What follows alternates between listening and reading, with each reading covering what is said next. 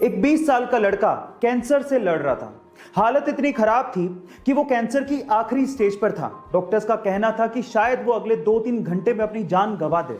उसकी आखिरी इच्छा क्या थी पता है? उसकी आखिरी इच्छा ये थी कि वो प्रभास यानी कि बाहुबली से मिलना चाहता था। वो प्रभास का बहुत बड़ा फैन था। जैसे ही ये बात प्रभास तक पहुंची, प्रभास ने अपनी शूटिंग बीच में ही रोक दी और वो तुरंत अस्पताल उस लड़के से मिलने पहुंचे। वहां जाके सबसे पहले उन्होंने उस लड़के को किस किया और उसके साथ 1 घंटा बिताया। गाइस, जानने वालों का यह तक कहना है कि जो लड़का अगले 2-3 घंटे में मरने वाला था, वो लड़का इस इंसिडेंट के बाद यानी कि प्रभास से मिलने के बाद लगभग 10 दिन तक जिया। गाइस, ऐसे ही प्रभास को डार्लिंग नहीं कहते। चलिए गाइस, एक रियल एंड फनी इंसिडेंट सुनाता हूं। अमेरिका के एक बंदे ने, जिसका नाम गैरी क्रैमन था, एक डेटिंग ऐप बनाई और उस डेटिंग ऐप का नाम उसने मैच ऐप रखा। पर उसी मैच ऐप पे गैरी की गर्लफ्रेंड को अपना मैच मिल गया और वो गैरी को छोड़ के चली गई। अब नेगेटिव सिचुएशन में पॉजिटिव सोचना किसे कहते हैं, ये आपको गैरी से सीखना चाहिए। जब गैरी से इस बात के बारे में पूछा गया तो उसने कहा कि मुझे दुख तो बहुत हुआ कि मेरी गर्लफ्रेंड मुझे छोड़ के चली गई, लेकिन इस बात की खुशी थी कि मेरी ऐप काम कर रही थी। गाइस, ये इंटरेस्टिंग फनी इंसिडेंट सुन के आपको कैसा लगा चैट सेक्शन में जरूर लिखिए। सोना शान दिखाने के अलावा और कहीं काम नहीं आता, लेकिन फिर भी पिछले 30 सालों में सोने के भाव जिस कदर बढ़े हैं वो देखने लायक है। तो चलो आज इस वीडियो में पिछले 30 सालों के सोने के भावों का एक अलग तरीके से कंपैरिजन करते हैं। अगर हम 30 साल पहले यानी कि 1990 की बात करेंगे तो 1 किलो सोने से एक मारुति 800 कार खरीदी जा सकती थी, जिसकी कीमत 3,20,000 रुपए थी। फिर 1995 में 1 किलो सोने से एक एस्टीम कार खरीदी जा सकती थी। 2005 में 1 किलो सोने से एक इनोवा कार खरीदी जा सकती थी। 2010 में 1 किलो सोने से एक फॉर्च्यूनर कार खरीदी जा सकती थी, लेकिन आज 1 किलो सोने से एक BMW X1 कार खरीदी जा सकती है, जिसकी कीमत ऑन रोड लगभग 48 लाख रुपए है। गाइस, ये कंपैरिजन आपको कैसा लगा चैट सेक्शन में जरूर लिखिए। अगर आप स्पेस में इंटरेस्ट रखते हैं तो आप लोगों ने एस्ट्रोनॉट शब्द तो जरूर सुना होगा। जो लोग भी स्पेस में ट्रैवल करने जाते हैं, जनरली हम उन्हें एस्ट्रोनॉट्स कहते हैं।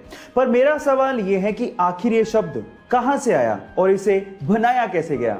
जी हां, इस शब्द को बनाया गया है। डोंट वरी, मैं आपको बताता हूं कि कैसे बना है।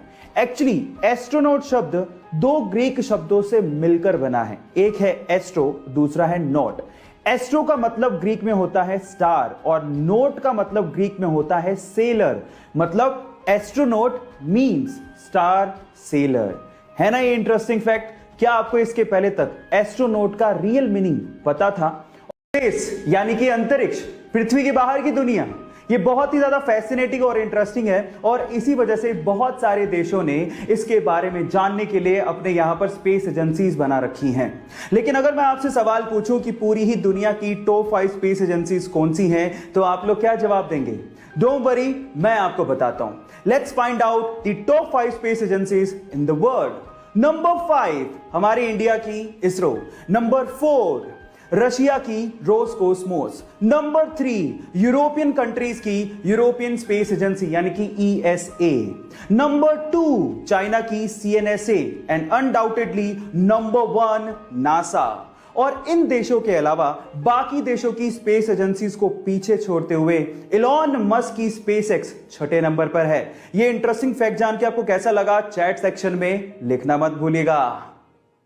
इसके आपको पता है कि पूरी ही दुनिया के 72 ऐसे देश हैं जिनके पास स्पेस को एक्सप्लोर करने के लिए स्पेस एजेंसीज हैं, लेकिन फिर भी इनमें से बहुत सारे देशों को लॉन्चिंग के समय इंडिया की जरूरत पड़ती है। पर सवाल यह है कि ऐसा क्यों? डोंट वरी, मैं आपको बताता हूं।